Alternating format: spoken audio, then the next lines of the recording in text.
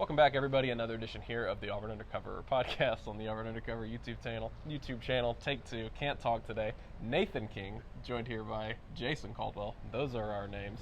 Here back at the Auburn football facility once again. It is now a rainy Wednesday afternoon. The summer when it never stopped raining in Auburn, so we're trying to take advantage here. Got a little bit of a dry spell maybe right now after talking to Auburn's defensive coaches. On Monday, met with the offensive assistants. Today with the defensive coaches. Jason, you had a long time sitting down with DJ Durkin, of course, the coordinator, also over the linebacker group. You had a story today about Bryce Diaz, the freshman linebacker. It's a group that continues to generate a lot of buzz this preseason. Good news in terms of just like some housekeeping stuff is that it sounds like DeMarcus Riddick is good to go. We expected that. We expected that to just kind of be a precautionary thing, but continue to hear that group is disruptive, and that some of these young guys in that room are really, honestly, just making their names known by just getting out there and being explosive. That's right. And they positioned the linebacker group where young guys were going to have an opportunity because there wasn't a lot of experience coming back. And, hey, look, we're not skimming over. He said, look, Robert Woodyard's been really good, a veteran guy that's done some good things, and Caleb Wheatland coming in. But, we heard Xavier Atkins, and we've been seeing some of the things he's done in practice. And he's like, look, he's been downhill, explosive. Bryce Diaz, Elijah Melendez, two young guys that are performing well, and they're playing fast. That's the biggest thing because they've got speed. But having been here in the spring, it just changes everything for them. So now they're not thinking they're just playing football. So we've seen some of that show up, and DJ Durkin talked about that, and then kind of the defense as a whole said, look, consistency is the thing right now, just like flashing. And we've heard that from the offense too, and that's part of camp. You go, hey, it's been really good some days not as great, but overall, I think pretty pleased with the overall defense. And the one consistent word we heard throughout, at least the folks I went through, was depth. And we know depth. Up front, linebacker, secondary, they've got bodies, and you want to rotate guys on defense, and I think that's a big plus for Auburn. It's just a lot of options at a lot of different positions, particularly looking at the secondary. I mean, we were talking about it before we talked to the coaches today. I mean, there's about a billion options you could choose at safety and nickel, and TJ Rushing, who is, I hesitate to say the newcomer. Rock Bellantoni is also a newcomer, but he's been here before. There's so many guys he can play with at safety and nickel, and Rushing said, look, it's an open competition. Like, we are not whittling anything down just yet. And then at cornerback, I mean, Wesley McGriff sort of adding to what we've already been saying all preseason. He said, man, when that ball's in the air, like, it is a really high level competition. We just saw Cam Coleman out here before we got rolling. Kayan Lee and Jay Crawford continue to play at a high level this preseason, but in particular, Jay Crawford is somebody who continues to stand out. And so I think them continuing to look at that depth at cornerback is going to be an interesting part of these next few days. Yeah, I mean, I think it's competition. You talked to Wesley McGriff for a long time. I sat down with him for a couple minutes as well, and that was the question. He's like, I've been talking about that a whole lot today, is the competition level, what you're talking about when you say, hey, look, you're going up against these guys, not only the competition level in your own room, but going up against these wide receivers too. And like how much we've seen it, it's a battle every day. And then you look out there and you go, and you got Rayon Strader and Rayshawn Pleasant and Blake Woodby and Donovan Starr. You got a bunch of guys that can all play. And so it's pushing everybody to be better. And these young guys have come in and said, look, hey, I don't care if I'm a freshman or not, I'm going to compete. And I think that's made everybody better. Yeah, sticking in the secondary, I mean, it's interesting to hear from TJ Rushing because you've almost kind of seen a swap at times between Sylvester Smith and Champ Anthony. Champ Anthony was mostly at nickel last season. Sly Smith was at safety. They've been cross-training like they do in the secondary. And one thing I thought was interesting, Jason, TJ Rushing said, we, a.k.a. Durkin, a.k.a. the past few seasons, have been doing a good job of recruiting and bringing in players that don't have a specific position. So I thought that was interesting.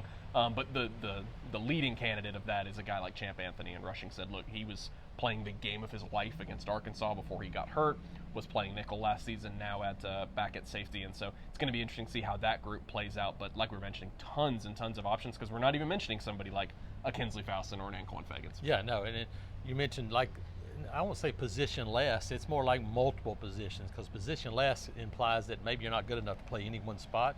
It's the opposite. I mean, you think about Kinsley Faustin and Anquan Fagans, those are two guys that could probably play corner if you need them to. But you're talking about nickel, you're talking about safety, three different spots where they can help. And we're talking about young guys, and Anquan Fagans is one of those guys too that it's pretty interesting. You can expound on a little bit, but asking him about, hey, what is it about Anquan Fagans? And he's like, it's just it, right? Yeah, it's just, I mean, that's what Rushing said, in terms of being in position to make a play. we've seen it going back to the spring. It's like almost every other day, Fagans either has a takeaway in practice or gets pretty close to one. I know that's what you guys came to expect. I think Christian said it like right after he enrolled, and it was like he may lead this team in takeaways this season. Rushing said, look, sometimes that's just something you can't coach with these players. It is, and I mean, I think it was in the spring game where, you know, you had an interception in kind of the red zone part of it. And I was standing there talking to a couple former players, and but right before his interception, I looked, this guy's probably had a pick almost every time we've seen him play, and that's just what he does. And so there's a knack for making plays, and that's going to be an important part of this team. Can you get the football back some? And he may play a big role in that. Something DJ Durkin talked about for a little bit, and you may have discussed this with him while you were over there, emphasizing takeaways. This was a team that, despite being pretty solid in a lot of areas on defense last season, didn't take the ball away as much as they needed to. As a result, Auburn was near the bottom in college football in turnover margin. It's interesting to hear them talk about it now because Wesley McGriff said, look, the quarterbacks aren't putting the ball in that position this preseason. Correct. They've done a really good job of not throwing interceptions, and so you've almost had to work on it more, make sure you drill it, and actually, you know, try to work on that to create takeaways because the quarterbacks haven't had many of them. No, and I think it's what Auburn has emphasized on offense, and you go like, look, don't put the ball in harm's way. Defensively, it's hard to practice that if you don't have guys doing it. But I think part of it too is when you start playing for real and your defensive line is hitting a quarterback and you're doing that, it creates some different things too. And I think that's where you look at this team going, and if you can get to the quarterback, this is a group that can do some good things when you start talking about creating some turnovers and get some things done. Yeah, and it's interesting talking to Rock Bellantoni. You know, I sort of mentioned, hey, you know, the pass rush has been, or the defensive line has been disruptive at times this preseason, or at least that's what we've heard. And he said, well, it's good to hear that. Obviously, they're holding them to a really, really high standard. But talking about options, of course, between Rock Bellantoni, between Vontrell King-Williams there at defensive line, defensive tackle, so many different players. We could go top to bottom, but hearing about a couple different guys today was really interesting. I'll talk about Jay Hardy and then another defensive tackle you want to touch on as well. Jay Hardy, of course, really intriguing story. He now gets to come back to Auburn, but it's a familiar place not only because he started his career here, but also a bunch of Liberty coaches, including Vontrell King-Williams. So Vontrell called him, quote, a dancing bear because of his athleticism. We've known that since his days coming over from as a high school recruit in Chattanooga. He said, look, Jay Hardy's playing the best football I've ever seen him play. It's about putting it together every single day. Yeah, no, I think that, and that's part of maybe the strength of this group, and that we weren't really sure. We're like, hey, is there going to be a guy that takes over and becomes that guy? But if you can get a guy to do it 8 snaps at a time and then rotate, because you start running down the numbers, and you're talking about Bobby Jameson Travis and Malik Blockton and Malik Autry and Jordan Crawford and Jay Hardy, James Ash, Dallas Walker, I mean, like Darion Smith. That's a lot of guys for essentially 2 positions is what you're looking at. A lot of big names there, but yet Jay Hardy's the guy that, even I remember back to high school and recruiting, it was always athleticism. If he can do that with consistency, then you have a guy that can create some havoc. Yeah, and of course he had a knee injury a couple years ago at Liberty, so maybe just now getting back to the point where he's feeling as explosive. But a guy we've mentioned, I think, a couple times on this show, on this podcast from outside the building, is Dallas Walker. Started at Texas A&M, then comes in from Western Kentucky, the heaviest guy on this roster, but continues to move in a good way there at nose tackle, and continue to hear good things about him today. I mean, you start looking at it going, and obviously another Texas A&M guy last year played that role for this team in Isaiah Rakes, and it looks to me that Dallas Walker's a guy that's moving better than Rakes did last year. The athleticism, his size, he's longer. Now, Rakes had longer arms, but Dallas Walker's got a longer body a little bit. It's been one of the surprises for me because I wasn't really sure how well he could move, and you look at the quickness and explosion and go, he's a guy that can get after it a little bit. And so been one of the surprises for me, and if those guys in particular, those 2 guys, can give you that, and knowing what you get from Bobby James and Travis and the other guys and the young guys, what we've been hearing could last for a season, which is this defensive line group has done some good things. Yeah, and I just think it goes back to what you just said. Maybe you don't need one bona fide superstar. Keldrick will be that guy outside. Yes, at defensive end, but maybe you need 4 or 5 guys playing at a B+. Absolutely. And now all of a sudden you're in a much better position. Yeah, can you get to the middle of the second quarter and the middle of the fourth quarter and be just as strong as you were to start the game? If you can do those things, then you got a chance to win football. Yeah, and I think your encouragement there would come from the fact that undeniably you are more talented on a baseline.